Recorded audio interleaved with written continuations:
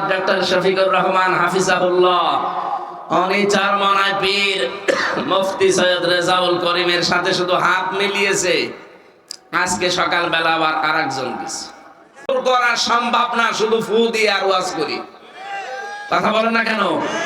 এই যে জেনা ব্যভিচার এখনো কি বন্ধ হয়ে গেছে? আকাশ সংস্কৃতির নামে ভারত থেকে পিন আপ করা পত্রিকা আসে। শুধু পিন আপ করা পত্রিকা না, 36টা চ্যানেল।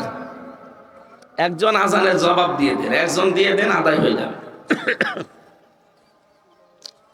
36টা চ্যানেল চলতো। এখন যদি মাহমুদুর রহমানের যে আশঙ্কা আমার দেশ পত্রিকার, যে সামনে যদি দেশের টুপিওয়ালা যারা দাবি করে মুসলমান আর আলেম যারা, এরা যদি এক হতে না পারে, এটা কিন্তু অঙ্গরাজ্য অলরেডি সামনেও হয়ে যাওয়ার সম্ভাবনা আছে।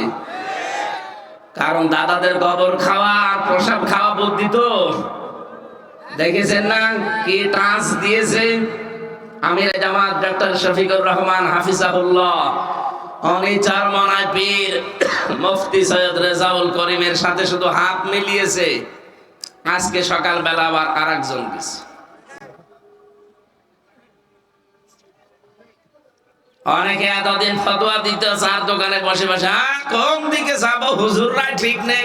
এখন তো অন্তত ঠিক হয়েছে, এখন তার ওই কথা আপনি বলতে পারেন না। এই কথা বলেন না কেন? এখন আর ফতোয়াবাজি করার সময় আছে? সর্বনায় পীর উনিও দেখলাম শেষ পর্যন্ত কথা বলছে। অনেকে বলতো যারা হাত মিলায় না, আমরা কিন্তু অলরেডি হাত মিলিয়ে ফেলেছি। কিন্তু এক দলের মাথার উপরে ঠাটা পড়িস,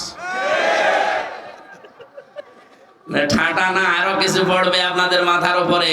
আমরা চাই স্যারের কথা যে আমরা একটা পরিবার বানাতে চাই এই দেশকে। এই কথা বলে না কেন? এই সম্প্রীতিটাই এই ডাইনি মহিলা ধ্বংস করে ফেলেছিল। দলীয়করণ নাম দিয়ে আওয়ামী লীগ করলে সব মাপ, আওয়ামী লীগের বাইরে গেলে আমার মতো মানুষকে রাজাকার বানিয়ে দেয়। কোথায় পৌঁছিয়েছে? আমার চাচা আওয়ামী লীগ করে, ঠিক আছে, সে চেয়ারম্যান ছিল, সে আমার আর আমার বাবার একদিন খাবার খাওয়াতে ডাক দিয়েছে।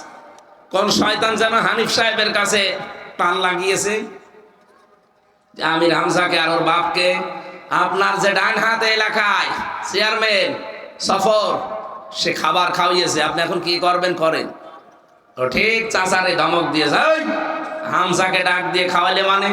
বলছে আমার ভাতিজা। ভাতিজা তাই কি? এই দলে থাকতে হলে কোনো ভাতিজাও মানা যাবে না। কোথায় পৌঁছিয়েছিলেন আপনি? আপনি কি শুধু একা থাকবেন এই দেশে? আল্লাহ এই জন্য আপনাকে একাই বের করে দিয়েছে।